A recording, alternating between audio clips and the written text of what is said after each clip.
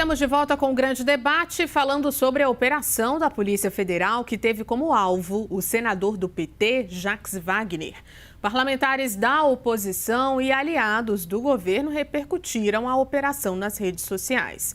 O senador Flávio Bolsonaro comentou o seguinte, abre aspas, o escândalo envolvendo o PT é como a incompetência do governo Lula. Não tem como esconder, fecha aspas. Por outro lado, o presidente nacional do PT, Edinho Silva, afirmou que Jacques é depositário de toda a confiança do partido e terá sua inocência comprovada.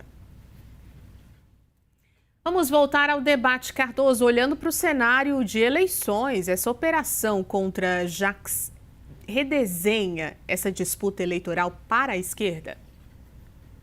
Não, eu diria a você que eu achei primeiro bastante divertido a fala de Flávio Bolsonaro. No mínimo pitoresca. Eu não sei se quem o assessora para fazer ações dessa natureza, porque ele está completamente envolvido num conjunto de situações que ele tem que explicar. Ele mentiu que não tinha dinheiro do Vorcara no filme do pai, depois voltou atrás, aí tinha um sigilo que ele não podia revelar, aí agora está claro que o dinheiro foi para uma produtora, que compraram a casa lá do irmão. Esquece. Aí ele dizer que é um outro problema, né, quando ele está partindo dessa situação, é realmente algo bastante pitoresco. Melhor seria sido eu, se fosse assessor de Flávio, jamais eu serei, mas se fosse assessor, eu diria, por gentileza, seja comedido, né, deixa outros falarem. Você está numa situação tão difícil que falar isso fica ridículo do ponto de vista de pessoas que estão conhecendo os fatos. Mas, seja como for, a grande verdade é que há diferenças. Claro, é óbvio que não será explorado pelos adversários essa questão de Jacques Wagner em relação ao PT. Mas Jacques é candidato a senador, a reeleição senador pelo estado da Bahia. Ele não é candidato a presidente da República. O candidato a presidente da República é Lula. Lula até pode ter uma relação próxima com Jacques Wagner, de amizade, da mesma forma que o próprio Flávio Bolsonaro pensava no Ciro Nogueira para ser o vice. Claro, isso obviamente será explorado, mas há uma diferença substantiva.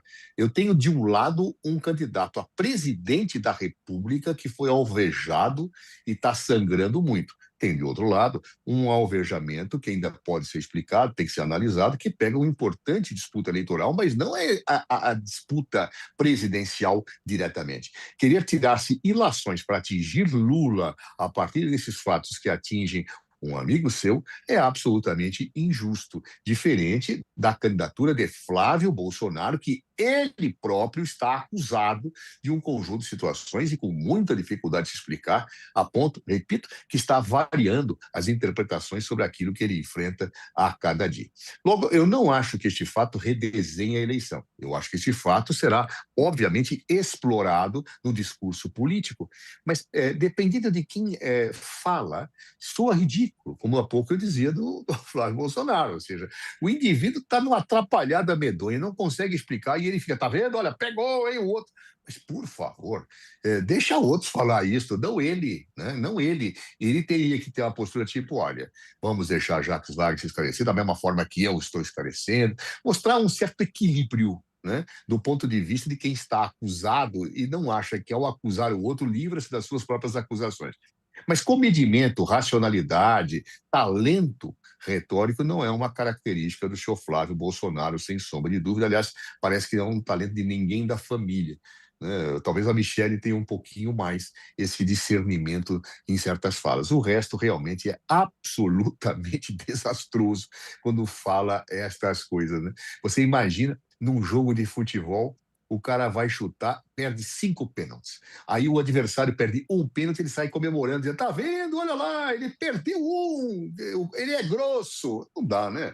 É um negócio meio grotesco, patético, né? Mas essa eleição promete, com cenas de realmente grande dimensão hilária por parte de alguns dos candidatos. E Flávio realmente se notabiliza por fazer grandes trapalhadas discursivas, o que tem sido criticado, inclusive, por pessoas da direita, que têm apontado dizendo que ele está falando muita asnice. Claro, e não é alguém da esquerda que fala isso, seja da direita, pegando, recortando suas falhas e criticando duramente. Ana Amélia Lemos, essa operação contra Jacques Wagner acaba redesenhando ou não a eleição para a esquerda? Olha, Juliana, não há dúvida que um episódio desse a oposição vai explorar ao máximo. É o jogo político, é o jogo da disputa pelo poder, pela presidência da República em outubro. Então, não adianta querer que... O argumento vai ter para todo lado. E, de qualquer modo, eu acho que uma avaliação mais acurada do impacto que vai dar esse escândalo que abate aí o líder do governo vai ser na próxima pesquisa eleitoral, das mais conceituadas que tenham, sobre isso, como aconteceu em relação ao próprio Flávio Bolsonaro, que assim que foi revelada aquela conversa dele com o Daniel Vorcaro, pelo Intercept, aí houve realmente uma parada de crescimento e uma estagnação. Momentânea, pode ser, não se sabe ainda. Agora, essa do senador Jacques Wagner vai se saber logo daqui a pouco. Agora, a repercussão é que embaralha o jogo e deixa tudo muito parecido em relação aos envolvimentos e à manipulação, à corrupção, ao uso de maneira descarada feita por Daniel Vorcaro com todas as autoridades da República Brasileira. Isso é lamentável, uma situação, eu diria, eu como cidadã fico assim desolada até, porque parece que a gente não vê luz no fim do túnel. Cada dia tem uma surpresa.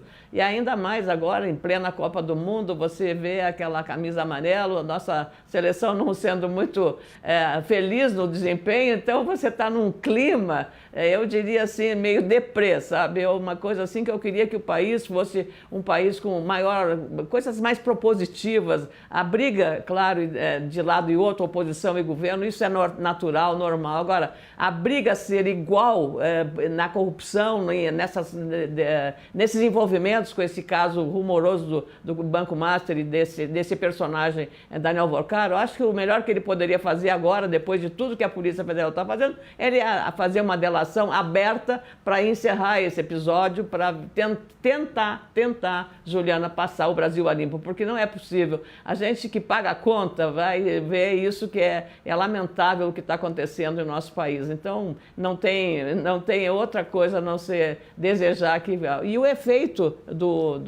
das revelações... Aliás, Brasília já vinha murmurando muito intensamente nos últimos meses sobre essa questão que nasceu lá na Bahia, quando ainda Jacques Wagner era governador, lá no CRED, que fazia crédito consignado numa instituição do Estado, e que isso lesou porque o Banco Master entrou na jogada, ou uma empresa ligada ao Banco Master entrou na jogada. Então, é uma coisa também que precisa ser esclarecida e tem que perguntar para os aposentados, para os servidores públicos lá da Bahia, se foram lesados nessa operação de consignado naquele estado. Então, aí realmente é uma situação mais ampla, regional também, mas atinge nacionalmente, porque envolve os dois principais candidatos à presidência da República. O presidente Lula, que tenta a reeleição para um quarto mandato, e o seu líder no Senado, e o senador Flávio Bolsonaro, que tenta a eleição para presidente da República, também abatido no caso do Banco Master.